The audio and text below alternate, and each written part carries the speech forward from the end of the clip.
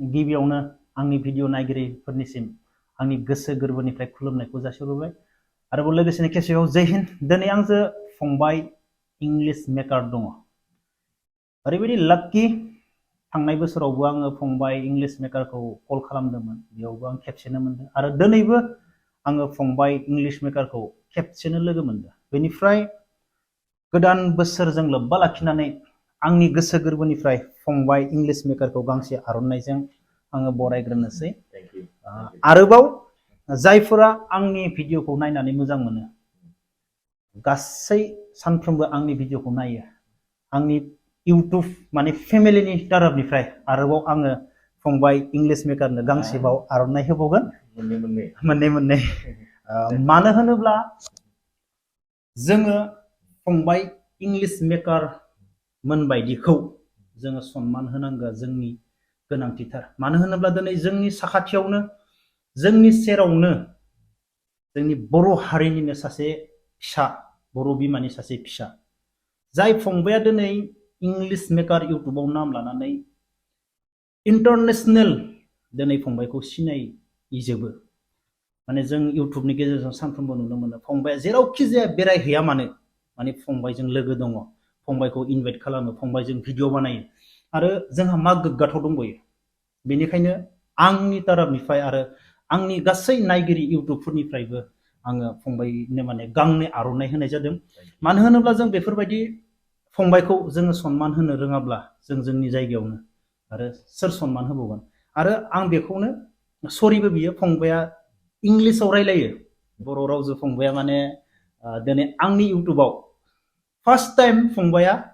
आंनि इउटुबावनो फार्स्ट बर' रायलायदोंमोन थांनाय बोसोराव। फंबाया गावनो बुंखादो फार्स्ट टाइम बर' रायलायबाय आदा नोंनि इउटुबाव, रावजोंबो आं रायलायाखैमोन। दिनैबो सेकेन्ड टाइम फंबाया आंनि इउटुबनि गेजेरजों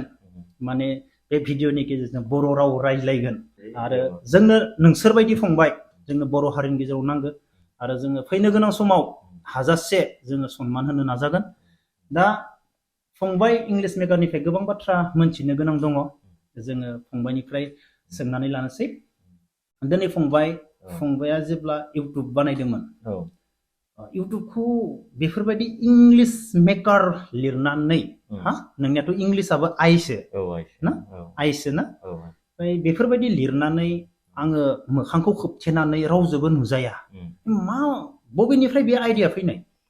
आइडिया माने उन्दैनिफ्रायनो माने सेन्स अफ हिउमार होननाय बुस्थुआ दङमोन आरोना एसे, माने उन्दैनिफ्रायनो जेनेबा आं क्लास 5, 6, 7फ्राव कमेडिनि मोनसे माबा श' जायोमोन आरोना स्कुलाव, बेफोरावनो आङो फार्स्ट माबाखौ बान्था ना मा होनो प्राइज, फार्स्ट बान्थाखौ आं लाखायोमोन आरो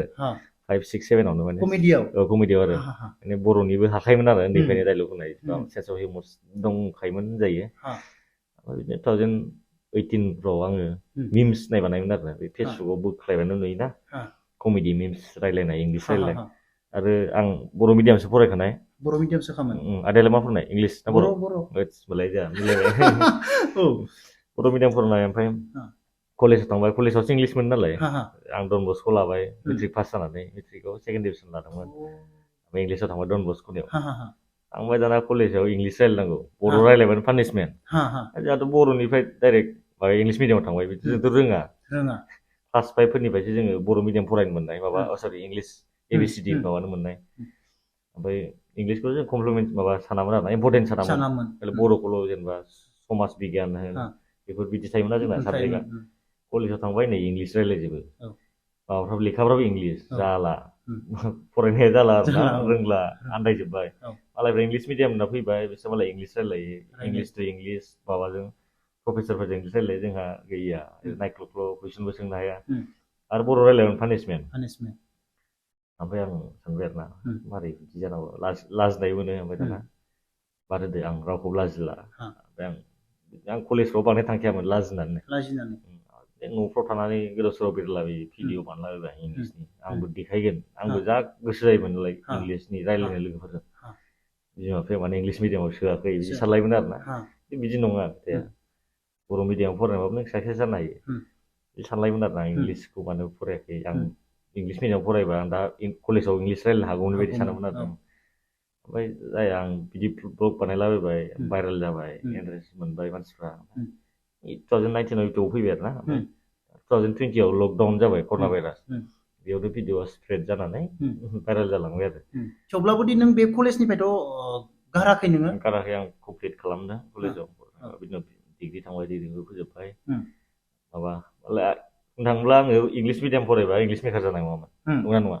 इंलिश मिडियाम फरायबा इंलिश मेकार जानाय नङामोन बर' मिडियाम फरायनायखायसो आं इंलिश मेकार जादों मानो होनबा आं इंलिश रोङा बेनिफ्राय बे आयदाया आं इंलिश लिरनांगौ बे आयदाया आइया आं रोङा नालाय रोंखाया नालाय आं फार्स्टआव बिदिनो लिरसै खोमा साननानै लिरबाय आरो इंलिश नेमबो चेन्ज खालामाखै 2018 आव क्रिएट खालामदों बेनो जालांबाय आरो बेनिफ्राय कलेजनि मायबा मोनसे नोंदि इंलिशबो रोङामोन मालाबा सारमोना नोंखौ बायदिसिना बाथ्रा बुंनाय नों इंलिश रोङा मा रोङा बेफोरबायदि नोंखौ इनसाल्ट खालामनाय बा कलेजाव स्टुडेन्टफोरनिफ्राय नोंनि लोगोफोरनिफ्राय बिराद इनसाल्ट मोननाय बेफोरबायदि माबा मोनसे जाथाय जादों इनसाल्टआथ' जायोमोन माबा जेनेबा बाहेरायाव थाङो वाशरुमाव थांनो सोंनोखौ रोङा बिदिखौनो रोङामोन आरोना बाहायफेरा रायलायफेरा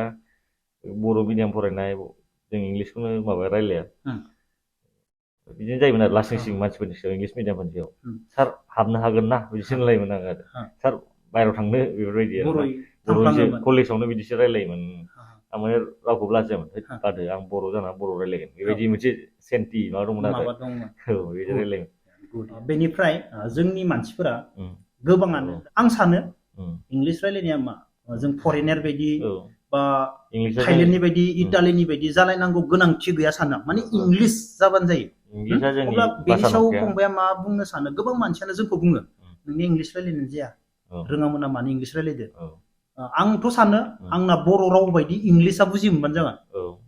बेनि सायाव फंबाया मा बुंनो सानो जायफोरा जोंखौ इंलिशखौनो रोङा होनना बुंहरो मा बुंनो सानो बिसोरनि सायाव फंबाया मा बुंनो लाइक इंलिशआ जाबाय जोंनि इण्डियायाव जोनोम जाखायाखै इंलिशआ माबा ब्रिटेननिफ्रायसो जादों नालाय ब्रिटिशफोरनि जाबाय नालाय जोंनि लेंगुवेज नंखाया बे होमबा जों मालायनि लेंगुवेजखौ मानो सोलोंनो जोंनाथ' जाबाय अफिसियेल माबाया जाबाय हिन्दी ओमफ्राय जोंहा जोंनि कमिउनिटिनि जाबाय बर' जों जास्ट बुजिनांगौ आरोना बेयाव फ्लुयेन्टलि रायलायथारनांगौ बिदि खोथा नङा जास्ट बुजिलायनांगौ बिदि नङाखि सोलोंनांगौ आरोना सोलोंनानै आइडियाखौ नावनो इंलिश सोलोंनो हायो हिन्दीखौ सोलोंनांगौ एसे इण्डियान जों हिन्दीखौ सोलोंनांगौ इंलिश रोङाबाबो हिन्दीखौ सोलोंनांगौ माने जोंनि मानसिया बुङो इंलिशानो जाया हिन्दीयानो जाया बेफोरबायदि बुङो बुजि मोनबानो जायो आं बेफोरबायदि सानो आंनि साननाया फंबायाबो बेफोरबायदिनो सानो जेबो माने बे फरेननि बा इटालिनि अस्ट्रेलियान बायदिथ' जालायनो गोनांथि गैया बेयाव लाजिनांगौ गोनांथि गैया दिनै फंबायानो दिनै बर' मिडियामफोरना डन बस्क' बायदि स्कुलाव फरायहैदो जोंनि थाखाय माने मानिथावना आरो फंबायानो बुंबाय आं इंलिश मिडियाम फरायखानाय मोनब्ला मा इंलिश मेकार जानाय नङामोन दिनै फंबाय गोबां बाथ्रा मोनथिनो दंबायो फंबायनिफ्राय फंबाया दिनै नर्थ इस्टआव थ' गासिबो जायगायाव बेरायजोब्बाय नर्थ इस्टआवनो बेनिफ्राय नोंखौ ओरैबायदि सनमान होयो नर्थ इस्टआव माने नों जाय जायगायाव बेरायदों बेनिफ्राय बैफोर लोगोफोरा नोंनि गोदोनि माने कलेज बा नोंनि माबायाव लोगो मोनलायनायमोन ना इउटुबजों लोगो मोनलायनाय बेफोर गासिबो इउटुबाव लोगो मोननाय लाइक आंना लकेलावल'सो लोगोफोर दंमोन आं बेरायफेराबो बेरायनोबो बेबायदि आं मिडिल क्लासनिफ्राय माबायो नालाय मिडिल क्लास जोंना फेमिलिया ओमफ्राय आं बिदि बेरायफेराबो जायगा आं लकेलावनो लकेल लोगोफोरजों थायो बर'फोरजों थायोमोन ओमफ्राय जेला इउटुबाव ओंखारो इउटुबनिफ्राय जालांबाय आरो लोगोफ्राबो फैबाय लाइक दा अल अभार नर्थ इस्टआवनो लोगोफोर दंसै दा नागाफोरानो जाबाय अरुणाचलि मणिपुरि त्रिपुरिफोर गासिबो बेनिफ्राय सनमान माबायदि सनमान होयो गुबुननि मानसिफोरा बेनि सायाव फंनैसो बाथ्रा मोनथिनो लुबैयो जायखिजाया ओरैबायदि वेलकाम खालामो इंलिश माबायाव आरोना जेनेबा नागालेण्डआव जाहैबाय आं नागालेण्डआव थांबाय थायो नागालेण्डआ जाबाय आंनि लाइक सेकेन्ड हम नैथि न'खर बायदि आरोना नागालेण्डआव ओरैबायदियाव वेलकाम खालामो ओरैनि मानसिफ्रा आरो बुंनो थाङोब्ला आं गासिबो नर्थ इस्टआव एभ्रि स्टेट बेरायबाय नर्थ इस्टआव जोंना 8टा स्टेट दंना 8टा स्टेटआव आं 7 स्टेट कमप्लिट खालामबाय दा मिज'रामल'सै मिज'रामखौ आं बे मानाव थांगोन एभ्रि नर्थ इस्टआव आरोना माने गासिबो नर्थ इस्टआव आंनि थाखाय नागालेण्डआ बेस्ट नागालेण्डआव बांसिन माने बिसोरनि हस्पिटेलिटि होनाय वेलकाम खालामनाय गेस्टफोरखौ मारै ट्रिट खालामनांगौ आलासिखौ मारै बिसोरनिफ्राय आं बहुत सोलोंनो मोनबाय आरोना आंखौ सनमान होनायखौ दावे बिसोर आंखौ माबा मोनलाय हस्पिटेलिटि होयो आं माने बुजिबाय आरोना जोंनि जायगानि मानसिफ्राबो सोलोंनांगौ आंबो सोलोंनांगौ बिसिनि जोंनि जायगानि मानसिफ्रा जेनेबा अबावबाफोर बेरायनो माबाबा ओइ गोजाननि मानसि बिसोरलाय मा खालामना जों दुगा देखायगोन बा जोंनि लकेल जायगा बियो मालायनिया फैना मा खालामनो बेबायदि दुगा देखायना आरोना गोजाननि आलासि फैदों नालाय जेनेबा आलासिना आलासियानो मेहमान ना मेहमानानो मोजाङै लागे गड नोंखौ माबानांगौ वेलकाम खालामनांगौ नों सोरबा सोरबा सानोखि लाइक बाहेरनि मानसि बिसोरो जों जायगायाव फैदों माबा होनोबा जों माबा देखायगोन दुगा देखायगोन जों लकेलिटि बिदि सानना आरोना सोरबा आलासि फैदोंबा बेरायनो फैदोंबा बिसोर वेलकाम खालाम रायलाय मोजां बेबहार देखायनांगौ जोंनि जायगाया बेबायदि होननानै बिसोरोबो नागालेण्ड मानसिफ्रा ओरैबायदि बिसोरो ओरैबायदि माबा आरोना इडुकेटेड जेनेबा आं थाङो इंलिश मेकार फैदों ओरैबायदि हस्पिटेलिटी होगोन जिरायनो थाखाय खामफ्लाय होगोन जानो थाखाय माबा होगोन बेबायदि आरो नागालेण्डनि माबाखौ आं मोजां एक्सपिरियेन्स मोनदों आरो बेलेग मोजां सोलोंनो मोनबाय आरो नुबोबायबो अन ग्राउन्ड नागालेण्ड मोजां बेनिफ्राय दा आं जोंनि बागैथ' जेबो बुंला नागालेण्डआव बेफोरबायदि वेलकाम खालामो बेफोरबायदि जों गोबां सोलोंनो मोनो गुबुन जायगायाव मानसिफोरा मानसिखौ माबायदि खालामो बेनिफ्राय दा नोङो दाख्लैबाव थाइलेण्डआव थांदोंमोन फंबाय थाइलेण्डआवबो नोंहा लोगो दङ नों जिबनाव मालाबा बेफोरबायदि इंलिश इउटुब बानायनानै आंखौ थाइलेण्डआवबो लोगो दिनैनि दिनाव नोङो अल वर्ल्ड माने जेरावबो गिदिङो नोंखौ दोनग्रा मानसि मोनगोन नोंखौ जाहोग्रा मानसि मोनगोन नोंखौ बेरायग्रा मानसि मोनगोन दिनैनि दिनाव मानो होनबा नोंनिया इन्टारनेसनेल माबाया बारा नों मालाबा बेफोरबायदि जिबनाव सानाखैमोन जानो हागौ आं बेफोरबायदि थाइलेण्ड थांनानैबो आंखौ बेफोरबायदि लोगो हमग्रा मानसि दङ बिदि सिमां गैयामोन मा फिल खालामो दिनै मा होनो लाइक बयनिबो माबा लोगोफोरनि सापर्टनि सायाव जाबाय आरो फार्स्ट अफ अल आं लोगोफोरखौ थेंक इउ होनगोन आंनि फेमिलि सापर्ट खालामनायनि थाखाय बिसोरनि थ्रुयैसो बेबायदि लेभेलाव सफैदों आरो आंनि जाय फल'वार्सफोर फेन्सफोर जाय आंखौ बिदि माबादों सापर्ट खालामदों बिसोरनि थ्रुयै जायगा नायनो मोनबाय बेरायनो मोनबाय एक्सपिरियेन्स खालामनो मोनबाय नलेज क्रिएट खालामनो मोनबाय नलेज लानो मोनबाय नलेज गेइन खालामनो मोनबाय बिदिनो दिनै आरो जोंनि बर' हारिनि गेजेरावबो गोबां टेलेन्ट गथ'फोर दङ नाथाय गोबां गथ'फोरानो माने गावनि टेलेन्टखौ बा ससियेल मिडियायाव इउज खालामा खायफाया इउज खालामब्लाबो मा मोनसे मडेलावनो बांसिन जोंनियाव ससियेल मिडियायाव माने मोनसे मडेलावनो माखासे फंबाय बिनानावमोनखौ मा आइडिया होनो सानो माबायदि नोंसोरबो माने टेलेन्टखौ देखायनानै बा माबा मोनसे टेलेन्ट लाइक गडआ नोंनो बयनिबो थाखाय बयनोबो मोनफा मोनफा टेलेन्ट हरखायो जेनेबा लाइक आंनो थाखाय आहा माबा मोनसे एक्टिं बा माबा मोनसे थाखाय आरो सोरबा माबा गेलेनो थाखाय सोरबा माबा फुटबलारनो माबा स्पर्ट्स केटेगरियाव सोरबा टेलेन्ट हरो सोरबा डेन्सारनो सोरबा सिंगिंआव बयनोबो टेलेन्ट हरखायो नों बेखौ इउज खालामनो रोंनांगौ दानि जुगाव आरोना हार्डवार्क होननाय बुस्थुखौ नांखागौ अभियासलि नांगौ हार्डवार्कजोंल' जानाय नङा दानि जुगाव स्मार्ट वार्कबो थानांगौ आरो स्मार्ट वार्क खालामनांगोन हार्डवार्क खालामनांगोन प्लास बे मोननै बुस्थु थाबाथाय साक्सेस जागोन आरो हार्डवार्क एन्ड स्मार्ट वार्क खालामनांगोन आरो हार्डवार्क खालामनाल' जानाय नङा आरो नों स्मार्ट वार्क खालामनाल' जानाय नङा हार्डवार्क प्लास स्मार्ट वार्क खालामनांगोन होमबासो साक्सेस जागोन दिनै फंबाय इंलिश मेकारनिफ्राय गोबां मोजां मोजां बाथ्रा मोनथिनानै मोनबाय आरो दा फैनो गोनाङाव मा प्लेनिं बबाव थांबावगोन आंनाथ' बिदिनो बेरायनाय जाहैबाय आं नेक्स्ट नेपालाव थांनो सानदों खाथिनि हादोराव नेपालाव आंना बहुत माबा फल'वार्सफोर दं लेंहरबाय थायो बिसोरो नेपालखौ भिजिट खालामगोन आं फार्स्ट आं मिज'रामखौ कमप्लिट खालामसै नर्थ इस्टआव आंना मोनसेल' स्टेटल'सै मिज'राम आं ओरै बेरायजोब्बाय त्रिपुरा थांबाय आङो मणिपुर थांबाय नागालेण्ड थांबाय अरुणाचल सिक्किम दा मिज'रामल'सै आरो मिज'राम माबादों मिज'राम थाखाय बहुत एक्साइटेड बुंनो थाङोब्ला मिज'रामा दा माबा टप इडुकेटेड स्टेटआव फैयो जोंना फार्स्टआव केरेला नामा केरेला मिज'राम गवाफोर फैयो दा मिज'रामखौ एक्सपिरियेन्स लानो लुबैदों आं माबायदि मारै बिसिनि आं माने बेरायनानै मानसिनिफ्राय नलेज लायो आरोना बे लकेलिटिफोरनिफ्राय माबायदि मा खालामो बिसोरनि लाइफ स्टाइला माबायदि बिसोरनि थानाय स्टाइला माबायदि बिसोरनिफ्राय नलेज खालामनो रोंनांगौ आरोना आं नलेज लायो जेनेबा बेनो मेन माबाया बिसोर मानसिफोरखौ माबायदि मा खालामो माबायदि बरायो गोबां सोलोंनो मोनो जायगा बेरायनो हायोब्ला जायगा बेरायबा बहुत नलेज मोनो लाइक नों बिजाबाव फरायबाबो नों बेबायदि नलेज मोनाखि माने जायगा बेरायबा माने प्रेक्टिकेल जायो आरोना बुस्थुआ मानो होनबा नों साबजेक्टआव जेनेबा मोनसे नोंनि माबायाव प्रेक्टिकेल होननाय बुस्थुआ मानो थायो मानो होनबा प्रेक्टिकेलावनो बांसिन बुजियो बांसिन माबा नलेज मोनो बा एक्सपिरियेन्स मोनो थिग बिदिनो जायगा बेरायबा मोनसे प्रेक्टिकेल जायोना बे बुस्थुआ जायगा बेरायनायाव नों बांसिन नलेज मोनो आरो लकेलिटिफोरनि लाइफ स्टाइल बिसिनि बिहेभियार्सफोर बिसिनि जानाय लोंनाय बेखौनो बुजियो आरोना बिदिनो जायगा बेरायबा जायगा बेरायनांगौ खाथि खाला बिदि फां फुं बाइक सादावलाबायनाय बिदि बेरायनायजों जाया बेराय जायगा बेराय आलदा आलदा माबायाव आलदा स्टेटआव थां जात थायोना मानसिफोरा आलादा आलादा औ आलदा बिसिनि साननाय हनाया आलदा बिसिनि बुजिनाय माबानायफ्रा आलदा आलादा गासैनियाबो जेरै रोंगौथि आलदा पान्जाबाव थाङोब्ला नोङो मानसिखौ माबायदि सनमान होयो राजस्थानाव सानोब्ला मानसिखौ माबायदि सेवा खालामो गासिबो आलादा आलादा बे बुस्थुखौ जों सोलोंनानै मोनो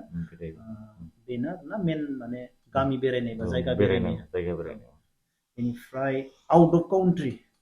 माबा मोनसे साननाय दङ माने थांना थासान्दियाव गोबां जायगा बेरायगोन थांना थासान्दियाव आं बहुत जायगा बेरायनो माबा गोसोखा उन्दैनिफ्रायनो फुरा बेरायलाबायग्रा खारखुमालाबायग्राखा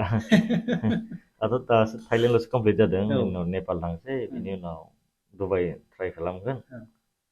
लासै लासै दुबाइ बिनि उनाव ओजों माबा केनाडा इउएसए थांसै आरो अब्ला फंबायनिफ्राय गोबां मोजां मोजां बाथ्रा सोलोंनो मोनबाय बेनिफ्राय फंबाय नोंनि उन्दै उन्दै फंबाय बिनानावमोन दोङो दिनैनि लाइमोन फंबायमोन फरायफुबाय थानाय मा मोनसे ओरैनो माबा मोनसे नोंनि गोसोआव माबा मोनसे बुंनो लुबैनाय बिसोरनो माबा मोनसे मोजां मेसेज जिन्दगिनि बागै लाइफनि बागै मा होनबावनो दाथ' सिगांनो बहुत सोलायबोबाय लाइक एडभान्स जाबाय आरो ना फरायनायफ्रावबो दानि गथ'फ्रा माने सिगां बायदि नंद्रायला दा फरायसै दा लोंनाय जानाय बाइक सानाय बेफोर गाज्रि आंबो बिदिमोन उन्दैयाव बाइक साखुलाबायोमोन बेफोरखौ एसे थाल लानानै माबा आरो ना ओमफ्राय उन्दैनिफ्रायनो एसे लाइक नों माबा एसे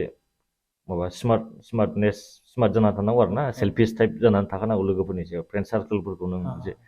माखासे गाज्रि लोगोफोर थायोना बेखौ एभयड खालामनो रोंनांगौ उन्दैनिफ्रायनो एसे सेल्फिस टाइप थानांगौ आरो ना लोंनाय जानायाव आं लोंला बा माबा मोनसे जादों माबा मोनसे खायदा खालामनो रोंनांगौ आरो ना एसे स्मार्टनेस थानांगोन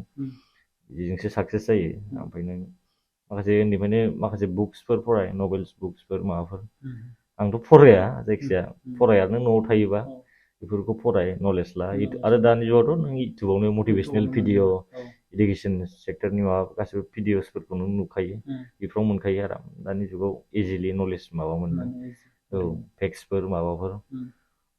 इन्टारभिउ होनायनि मानायनि बेफोर प्रिपेरेसन जानानै थानो हाखायो आरो ना फिउचारनि थाखाय प्रिपेरेसन खालामनानै थानो हाखायो इउटुबफ्रावनो माबाफ्राव बुक्सफ्राव जोबोर जोबोर बाख्नायथाव बाथ्रा बुंबाय फंबाय बेनिफ्राय आं बेखौनो जोबनो बुंदों जों बर' हारिनि फिसा जोंबो बेबो गासैबो नाथाय जोंनि गेजेरावनोदि सासे एसेबां टेलेन्ट गोनां जोंहा फंबाय इंलिश मेकार दङ जोंनि गेजेरावनो माने इन्टारनेसनेल सिनायजानाय गासै हारिजोंनो बर' हारसा बायदिसिना माने जायखिजाया माने गासैबो मानसियानो सिनायजोबनाय बेफोरबायदि गोबां खम मानसि दङ माने इन्टारनेसनेलाथ' इन्टारनेसनेल इंलिसावसो नाथाय जोंनि बर' रावनिफ्रायबो बेफोरबायदि इन्टारनेसनेल सासे इउटुबार जोंनि बर' हारिनि गेजेराव जों बेखौ हाजासे जोङो फैनो गोनां समाव जोङो हाजासे बेफोरबायदि फंबायनो जोङो मान बावनांगोन आरो जों फंबायमोनखौ जेसेबां हायो एसेबांनो सापर्ट खालामनांगोन आंनि गोसो गोरबोनिफ्रायथ' आङो दाथ' जेबो गैया जेबो होनो हाया थेवब्लाबो हानायमानि नोंसोरबायदि फंबायखौ माने जिबनाव माने थैजासिम सापर्ट खालामगोन आरो माने मोनफ्रोमबो बिथिङावनो माने सापर्ट खालामनो थाखाय रेडि आरो बेनि अनगा आरो जेबो बुंनो हानाय गैथ'वा फंबाय दासान्दि नाथाय फैनो गोनां समाव माने हामेसा माने सापर्ट खालामनो थाखाय रेडियाव थागोन आरो फंबाय नोंसोरबायदि फंबायखौ आदा जेम्सखौ सापर्ट खालाम आदा जेम्सआ लाइक फिउचार जेनेरेसननि थाखाय बहुत सानो हारिनि थाखाय बहुत सेन्टि दं आदाया माबा मोनसे खालामगोन आरो आदाया माने बहुत सुटियाव फैबानो बहुत एक्टिभ थायो मालाय समाज माबा जायगा बेरायो बर'फोरनि गामि गोथौ दाबोथ' नै जोंनि चिराङाव फैलायबाय लामा मारै जादों ओरैनि लिभिं स्टाइल्सआ माबायदि बेफोरखौ नायो आदाया आदाखौ सापर्ट खालाम आदाया फुरा एक्टिभ थायो न'आव फैबाबो बिमा बिफाजों टाइम स्पेन्ड खालामा बे बर' जाय गथ'फोर बिसोरनो मोजां नलेज होयो भिडिअसनि गेजेरजों नायखायो सम थेंक इउ स' माच खुलुमबाय फंबाय थेंक इउ फंबाय आंखौ लोगो हमनायनि थाखाय